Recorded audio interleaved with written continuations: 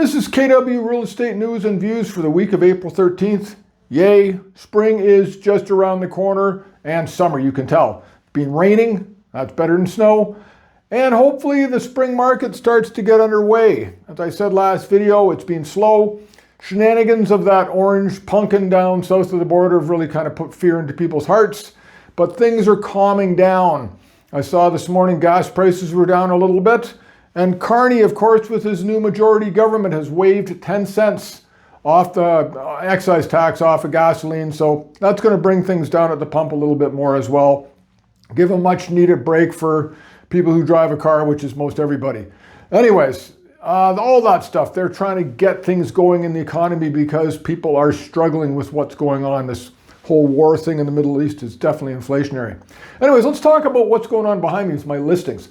This is my listings feed off my website. It's the same data as realtor.ca. It comes from Korea's distributed data facility.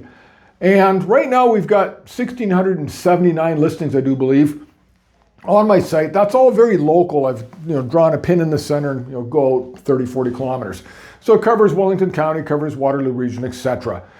You compare this though, 1,679 listings compared to where we were just a couple of years ago. I remember we had like 600 listings on my website. So the competition is out there if you're a home seller. You're competing against a lot more sellers now. We've got overall in the marketplace about 2.5 months worth of inventory. That's all the detached, semi, condo, townhouse, etc. So if you're a seller, I've got a 4S system. I love it. It's a play on my name. Stage it, shoot it, sell it, Shackleton. Price it right. Spend the time and the money and the effort on killer media, get it staged, make it look amazing, and you're going to outsell your competition and you're going to get your price. The people who aren't willing to do that work, well, they're going to suffer. There's the ones that are going to get the steep discount on price. Now flip that around to buyers. If you're a buyer, you can be patient in this market. There's deals out there.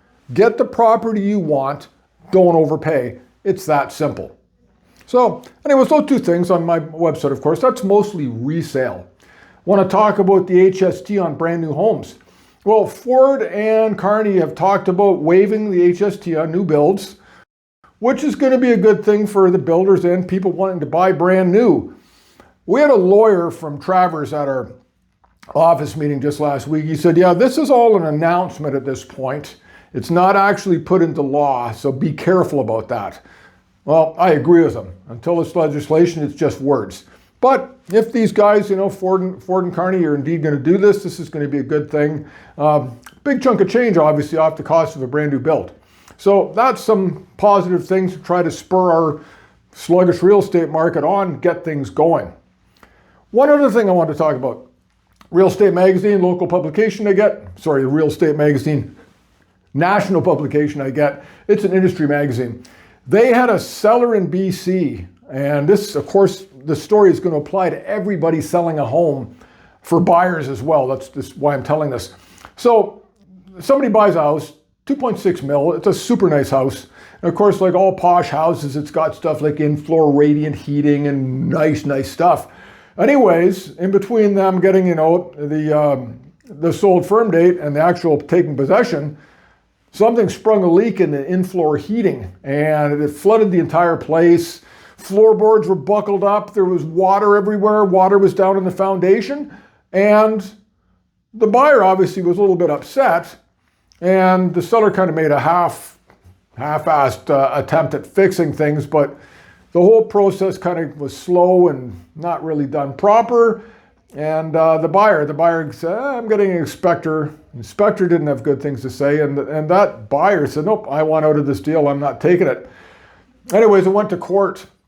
And guess what? The court sided with the buyer.